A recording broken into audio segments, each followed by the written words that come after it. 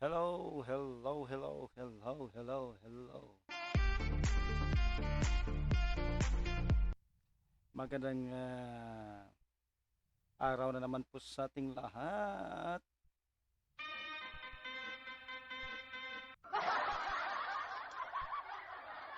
Meron tayong mapag-usapan na naman dahil po nandiyan naman sa taas pong ating pag-usapan.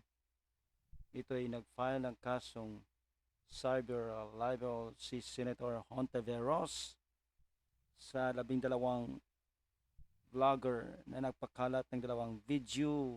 Oh no. Lagot na.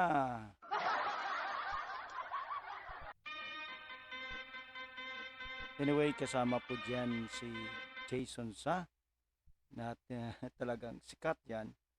So lahat ng mga vlogger ay nandito na at papatawag na po sila sa Senate at darating. Abangan natin yan ang mga sitwasyon na ganyan sa kasong cyber libel sa pag-file ni Senator Hontiveros sa 12 vlogger. Lagot na. Nakakatakot na ngayon. Ay nako. Ikaw kasi alias Rini, bakit yan ka naman? Pating 12 vlogger ay nasama na sa cyber libel na yan. Kasi nga naman Anyway, nandito po tayo just ating pag-uusapan ng pantukol dito.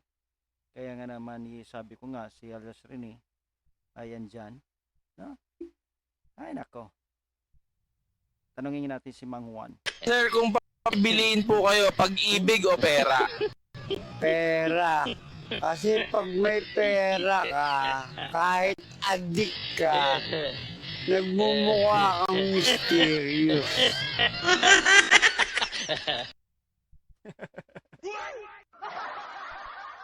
Tapos si Mang Juan, no? Talaga naman Mang Juan. Oh. Anyway, sige. At pakinggan pa natin ang interview sa press conference ni Senator Risa Hontiveros. Okay. Pasok. Senator. Una, nandito ako ngayong umaga, gaya ng sinabi kong gano'ng Lunes, kasama sina Attorney Britannico at yung kanilang firm para maghain ng reklamo sa National Bureau of Investigation. Pangunahing layunin ng reklamo, alamin sino-sino ang nasa likod ng pag-produce ng video, 2 video na ni Michael Maurilio. Dahil hanggang ngayon, wala pa rin umaamin, wala pa rin nag-aangkin. At pangalawa, para imbestigahan din sa pamamagitan ng reklamo nito, yung mga vlogger na pinamumudmod at dinadagdagan pa ang mga kasinungaling kalagay sa mga video ni Michael Maurilio. Kabilang po dyan sina Crisette Chu, Jay Sonza, Sas Sason, Trixie Cruz Angeles, Banat Bay, at iba pa. So abangan po natin ang progress nitong investigasyon.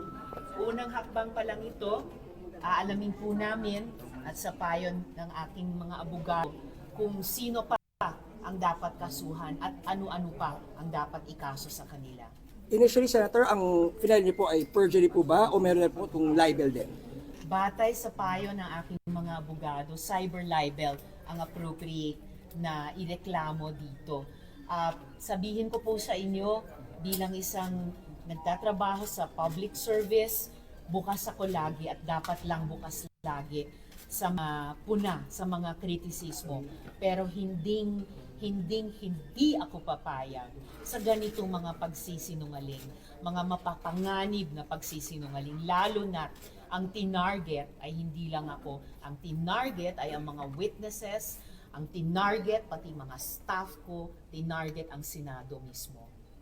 Senator, Ilan ang nireklamo nyo? Ilan po ang nireklamo nyo? so far, 100. Pero batay nga sa mapag-aalaman ng NBI sa kanilang investigasyon, maaring dumami pa po yun at maaring dumami pa dagdag sa cyber libel ang ipahakiusap po sa kanila. Yung inyo po mga binanggit na pangalan, Senator, sila po ay kasama po sa kasong ito. Kasama sila dito sa reklamong inihain namin ngayong umaga. Post ba tayo send ng Senate inquiry on them? Diba parang revelation of fake news na naman to? Nasimulan na yan ni Senator Kiko Pangilinan noong nakaraang 18th Congress pa. At bukas naman sa pabubukas na 20th Congress na ulit o patuloy itong investigahan. Pero ngayong umaga, di kami ng firming Attorney Britannico nakatutok sa reklamo sa NBI. At gaya ng nabanggit ko, unang hakbang pa lang ito, nasabi ko na po nung Lunes, maghahain din po ako ng mga criminal complaints laban sa mga tao o grupong ito. Lalo na pag mas napag-alaman na ng NBI, sino talaga ang nasa likod ng pag-produce at pagmudmod ng kasinungalingang video na ito. Sir, meron na po ba kayong huling information, update about po dun sa whereabouts? Oh, yan ang narinig natin. So, 12 kakasuhan na mga vlogger. Oh no.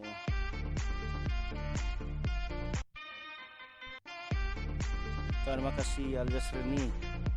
Kaya mga vlogger ay karoon ngayon na nagkalat ng 2 video. Hinahanap yung sino daw.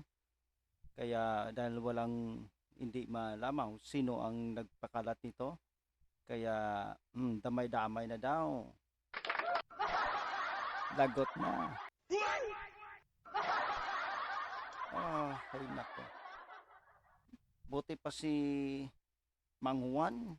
Sir, kung papibiliin po kayo, pag-ibig o pera? Pera.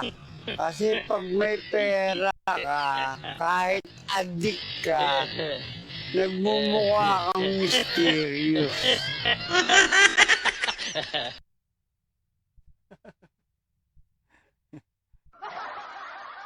Buti pa si Mang Juan. Kaya nga naman kaya pa pinili ni alias Rene. Ito man totoo ay iwan ko. Bahala na kayo dyan. Basta wag lang akong idamay dito dyan. Lagot na. Ay, nako. Hirap talaga ng politika, no? Pero pag na-booking, yan na.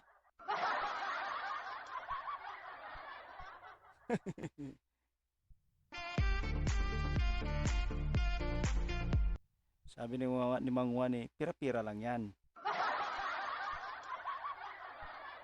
Ay, nako. Anyway, yan po ang ating pinag-usapan sa araw na ito. Naway, wag tayong madamay sa kasong yan. Bahala na kayo. Anyway, bagong lahat tayo magtapos ito, ay huwag kalimutan mag-like at mag-comment. Kung hindi pa kayo nagpag-subscribe, subscribe to my channel, share your story. Ronnie Harabel, na patuloy po tayo magkwentuhan at ibalita kay mga bagay nito na kabagay-bagay ba. So anyway, maraming salamat. See you again the next video. Na ati pong mayroon, hala na, basta mayroon tayong pag-usapan. Bye-bye everyone.